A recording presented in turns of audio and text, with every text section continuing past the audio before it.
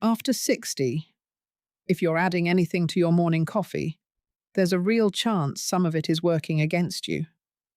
Not because the marketing is dishonest. The dose, the timing, or how it interacts with your medication is often wrong. You feel it in small ways. The morning you can't open a jar of pickles. The afternoon when standing up from a low chair takes a second longer. And before I go any further, one honest thing. I'm not a doctor. Nothing I'm sharing today replaces the conversation you should have with yours, especially if you take medication. With that said, I'm going to walk you through two powders most seniors should stop adding to their morning coffee. They get a lot of hype, but for many people over 60, they're either not doing what's advertised or they're interfering with medications you're already taking. Then I'll show you three with actual research behind them for your age group. The third one in particular has a preparation rule. Almost everyone gets backwards. And the one I save for the end is the one I wish more doctors brought up with their patients. I want to take just a moment to explain what's actually happening in the body after 60, because once you understand it, the rest of this video will make a lot more sense. Around that age, two things start working against you at the same time. First, your muscle tissue becomes less responsive to the protein you eat. Researchers call this anabolic resistance. In plain terms, the same chicken sandwich that built muscle for you at 40 no longer triggers the same building signal at 65. Second, low-grade inflammation tends to creep up. It's the kind you can't see in the mirror, but it slows muscle repair, stiffens joints, and makes recovery from a long day on your feet take longer. Now about coffee. Coffee isn't magic, but it's a warm, slightly acidic liquid you already drink most mornings. That makes it a useful vehicle for certain compounds. Heat helps fat-soluble nutrients like curcumin dissolve. Caffeine itself nudges circulation in ways that may help compounds move into tissue. And most of all, coffee is something you already do. The barrier to adding anything to it is almost zero. So the question isn't whether coffee is good or bad. The question is what should and shouldn't go into your cup if you're over 60. Before we get into which powders to stop and which to try, I want to introduce you to someone. Because the question of what to add to your coffee after 60 isn't an academic one. It's happening in real kitchens every morning. Let me start with her story. Frances is 72. She lives just outside Madison, Wisconsin, in a small house with a back porch overlooking hydrangeas her late husband planted. For 3 years, she'd been waking up feeling heavier in the legs than she remembered. Climbing the stairs to bring laundry up from the basement had become something she planned around her energy. Last spring, her daughter, who works in a hospital, mentioned she'd been reading about coffee additions for seniors. So Frances tried things. First, MCT oil, because a podcast recommended it. Her stomach didn't love it. Then collagen, which seemed to do nothing she could measure. Then cinnamon, then she stopped. Then whey isolate, which felt more like a project than a breakfast. By the time she reached me, she was frustrated, tired of being a science experiment for her own coffee mug. So we talked, narrowed it down to two things, used them consistently for 60 days, asked her doctor to retest a few markers along the way. By the end of summer, Frances told me 3 things had changed. The hydrangea bed she'd let go that year, she'd weeded again. Stairs were stairs again. And she'd put away one of the 2 pain relievers she'd been taking most evenings. Was it magic? Numb? It was patience, 2 well-chosen additions, and a doctor in the loop. Before we go further, a quick word. If this has been useful so far, the kindest thing you can do is hit subscribe. It tells YouTube to show this kind of slow, careful information to other people your age who need it. That's all I ask. Now, the 2 most seniors should stop adding to their coffee. including the two Francis eventually let go of. Let me start with the two I think get more attention than they earn after 60. First is MCT oil. You've probably seen it added to coffee on social media with promises about energy and brain function. The reality is more modest. MCTs, or medium-chain triglycerides, are a kind of fat. Your liver converts into ketones, which some cells use for fuel. There's real research. But the effect for most healthy seniors is small. And there's a side effect almost no one mentions. About half of people who start MCT oil report stomach trouble. Loose stools cramping urgency. For seniors who've had their gallbladder removed or who live with IBS, this can get uncomfortable fast. If you try it, start with half a teaspoon, not the tablespoon some channels recommend. And if your gut speaks up, listen.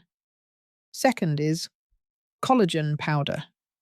The marketing for seniors is everywhere. Some claims are reasonable.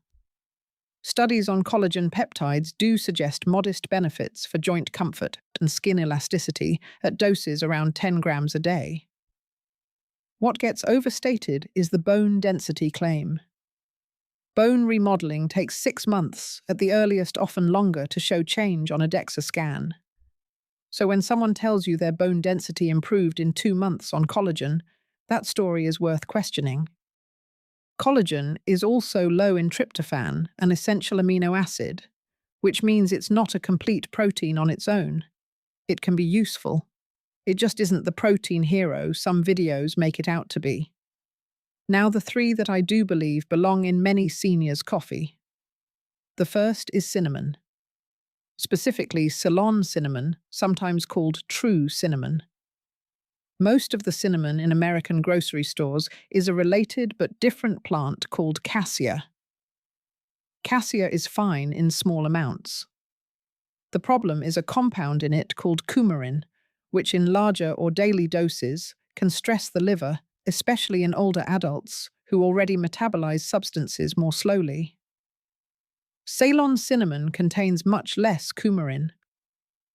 If you're going to use it every morning, that's the one to find. It's usually in a green labeled bag at the grocery store, and online it'll say Ceylon or True. Why bother with cinnamon at all? Because several human trials, including a 2013 meta-analysis published in the Annals of Family Medicine, suggested cinnamon may modestly support healthier fasting glucose and lipid profiles. Modestly, not miraculously. The dose used in those studies was typically 1 to 6 grams a day, which translates roughly to 1/4 to 1 teaspoon. For coffee, 1/4 to half a teaspoon is plenty. Any more, and you're really tasting it, not benefiting from it. How to use it. Stir it into hot coffee while it's still steaming. Cinnamon doesn't dissolve, so you'll get a little settled at the bottom. That's normal. The second is whey protein isolate. The research behind it for seniors is some of the strongest in the field. Remember the anabolic resistance I mentioned earlier? Whey isolate is especially rich in leucine, an amino acid that acts like an ignition switch for muscle building. Older bodies need more leucine per meal than younger bodies to start that same engine. That's not opinion. It's the consistent finding across many trials. A 2019 study in the American Journal of Clinical Nutrition followed older adults given a whey-based supplement alongside light resistance training. Those who included the supplement showed measurable gains in lean mass and lower body strength compared to controls. The size of the effect was real but not huge, a few percentage points in strength over 12 weeks. That's an honest finding. Not a miracle headline. It's the floor of what consistent nutrition plus movement can produce. For coffee, 1 scoop of unflavored whey isolate works for most people stirred in once the cup is no longer scalding hot. Very high heat can clump the protein, so let it sit 30 seconds before stirring in. For anyone with lactose sensitivity, isolate is better tolerated than concentrate because most of the lactose is removed.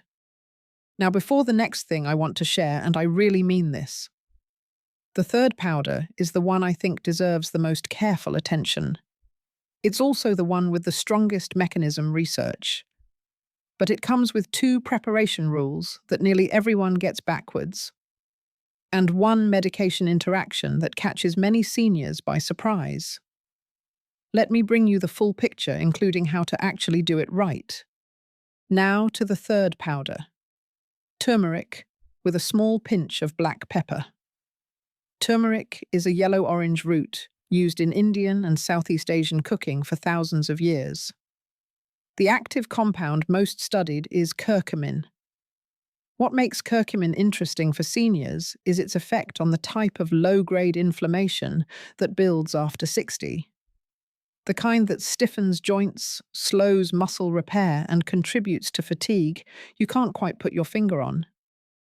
There's a challenge, though. Curcumin on its own is notoriously hard for the body to absorb. Swallowed plain, most of it passes through. But back in 1998, researchers led by Schober and colleagues published a small, well-known study in the journal Planta Medica.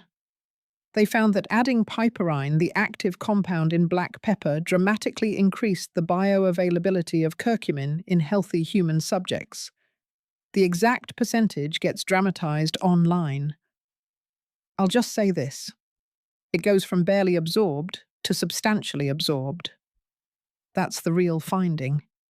Picture your intestinal wall as a customs checkpoint. Curcumin pulls up alone and gets turned away. Piperine slows the enzyme that breaks down compounds at the checkpoint, so more curcumin makes it through. That's the mechanism simplified. So how do you use it? Start with about a quarter teaspoon of turmeric powder. Add a small pinch of fresh black pepper, about an eighth of a teaspoon. The heat of your coffee helps curcumin dissolve since curcumin is fat-soluble. It pairs especially well with a splash of whole milk or cream. The fat carries it. Stir well. Drink it warm. Frances, the woman I mentioned earlier, used turmeric with pepper as one of her 2 daily additions. Whey was her other. Cinnamon she rotated in some weeks, but not others. That combination for her was the one that finally settled in. Now a quick word on what gets in the way for most people when they start. 3 patterns I see again and again. 1. Stirring powders into already cold coffee. Turmeric especially needs heat to dissolve. If your cup has been sitting 10 minutes, reheat it first. 2. Using too much. More is not better here. A teaspoon of turmeric is bitter and unpleasant. A quarter is plenty. Same with cinnamon, half a teaspoon at most. 3. Drinking it on a completely empty stomach. For some seniors, especially with reflux or sensitive digestion, powdered turmeric, or a large amount of whey on an empty stomach, can cause irritation. A small bite of toast or some yogurt alongside makes a real difference. This isn't one size fits all. A few important notes depending on who you are. If you're on a blood thinner like warfarin or apixaban, talk to your doctor before adding turmeric daily. Curcumin can mildly amplify the blood thinning effect. If you're on a statin, and roughly 4 in 10 Americans over 65 are turmeric is worth a conversation too. Curcumin can affect the same liver enzymes that process many statins, potentially raising statin levels. That means more risk of muscle pain. This is rarely mentioned online. If you have a history of kidney issues, larger daily doses of whey may be harder on your kidneys. A single scoop is generally modest, but ask your nephrologist what's reasonable for you. And if you have diabetes, cinnamon may slightly lower blood sugar. If you take medication for blood sugar, watch for any pattern of running too low. One honest thing, because most channels skip it. None of this is a substitute for the basics. If you don't sleep well, if you don't move your body most days, If you're under constant stress, no powder in your coffee is going to compensate. These additions, yempuns, are small accelerators. They work alongside the larger habits, not in place of them. And if anything I've shared conflicts with what your own doctor has told you, listen to your doctor first. They know your medications and your history. So to bring this back to where we started, after 60, your morning coffee is one of the few things you do almost every day without thinking. That makes it a small, repeatable place to do something good for your body. Cinnamon Ceylon, whey isolate, turmeric with black pepper, used consistently with your doctor's awareness. Those three can quietly support you over time. Not overnight, but over time. If this was helpful, tell me in the comments which one you're going to try first. I read them, and I'll see you in the next video.